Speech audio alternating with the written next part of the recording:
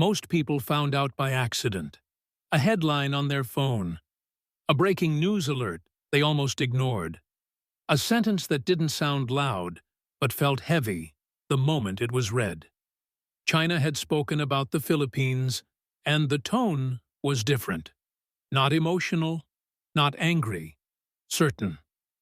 Within hours, the words were everywhere. In newsrooms, in government offices, in group chats, and in fishing communities along the Philippine coast. People reread the statement, trying to understand what it really meant. Because this wasn't just another diplomatic comment. It sounded like a message meant to be remembered. Some heard confidence. Others heard warning.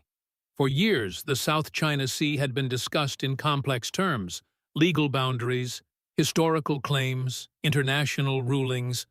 To most people, it was distant politics. But in the Philippines, this sea is personal. It feeds families. It defines livelihoods. It carries stories passed down through generations. So when China spoke this time, the world didn't just listen. It paused. The Philippines is not a giant on the world stage. It is a country of islands stitched together by water, memory, and resilience. Its history is marked by colonization, war, faith, and survival. Filipinos are used to hardship, but they are also used to standing their ground quietly. For years, Philippine leaders had raised concerns about Chinese activities in waters they say are legally theirs. Sometimes those protests were firm, sometimes cautious, sometimes barely noticed beyond the region. China, by contrast, is a rising power with global influence and a long historical memory. It sees itself as reclaiming what was once lost. In Beijing's narrative, the South China Sea is not a debate. It is heritage. It is sovereignty. It is identity. That difference in perspective is where tension begins. When China reaffirmed its position, insisting it holds indisputable sovereignty over large parts of the South China Sea, including areas claimed by the Philippines, the language felt more final than before. International rulings were dismissed. Opposing claims were questioned. To many observers, it sounded less like negotiation and more like a line being drawn. In Manila, reactions were immediate and emotional. Anger surfaced, but so did fear and exhaustion. On social media, Filipinos argued with one another. Some demanded resistance at all costs. Others urged caution, aware of the imbalance of power. Many simply asked the same question: what happens to us if this goes too far? Along the coast of Zambales, an elderly fisherman explains that he no longer knows where he is allowed to fish. His father never needed permission. The sea was open. Now large foreign vessels appear on the horizon, guarded and unmoving. "I don't understand politics," he says quietly. "I just want to work." That single sentence captures what policy papers often miss. As the statement spread, governments around the world responded. The United States reiterated its defense commitments to the Philippines. European leaders called for restraint and respect for international law. Other Southeast Asian nations watched closely, aware that today's tension could become tomorrow's precedent. China remained steady. Officials emphasized historical maps and national pride. They framed the issue as resistance to foreign interference. Inside China, many citizens saw nothing shocking at all. To them, the statement felt overdue. This is where the story becomes complicated. Shock depends on where you stand. To a Filipino family whose livelihood depends on the sea, the statement felt threatening. To a Chinese citizen raised on stories of national revival, it felt protective. Two truths now exist side by side, and neither believes it is wrong. What unsettled the world was not just what was said, but what it suggested about the future. Words prepare people. They signal intentions. Analysts began asking difficult questions. Was this a warning? A test of global response?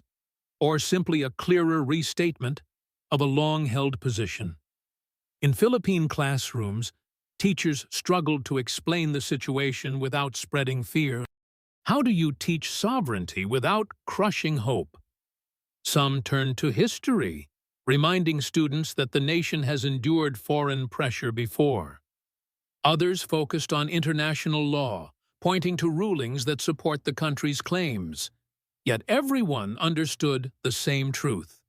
Law alone does not stop ships. At the docks, life continued. Fish were unloaded. Nets were repaired. Laughter broke out between long hours of work.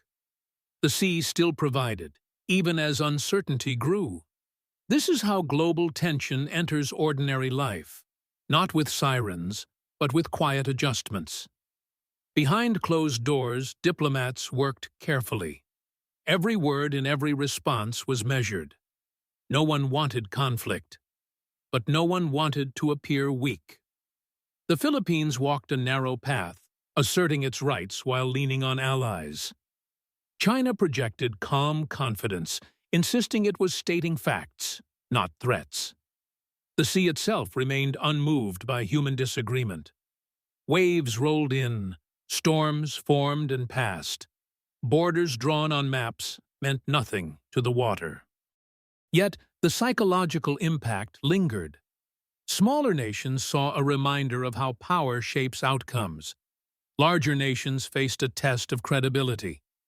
Would principles hold when challenged, or would strategic interests take priority? In Filipino homes, conversations became more serious. Parents worried about the future their children would inherit. Young people debated online, torn between pride and pragmatism. Then came the silence, the pause after a powerful statement. No immediate escalation, no dramatic confrontation, just waiting. History shows that moments like this rarely resolve quickly.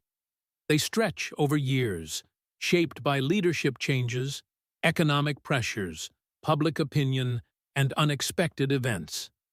They are influenced not only by governments, but by ordinary people trying to live normal lives under abnormal uncertainty. The shock, in the end, is not just about China or the Philippines. It is about a world adjusting to shifting power, about how smaller nations protect dignity without provoking disaster, about how larger nations choose between restraint and assertion. As night falls in Manila, city lights reflect across the bay. Beyond the horizon, ships move slowly through contested waters. The statement still echoes, not as sound, but as possibility. What happens next is unwritten. But one thing is certain. The world reacted not out of drama, but recognition. Recognition that words still matter, that power is uneven, and that the lives of ordinary people are often shaped by decisions made far away. This story does not end with a headline. It continues quietly, day by day, wave by wave, sentence by sentence.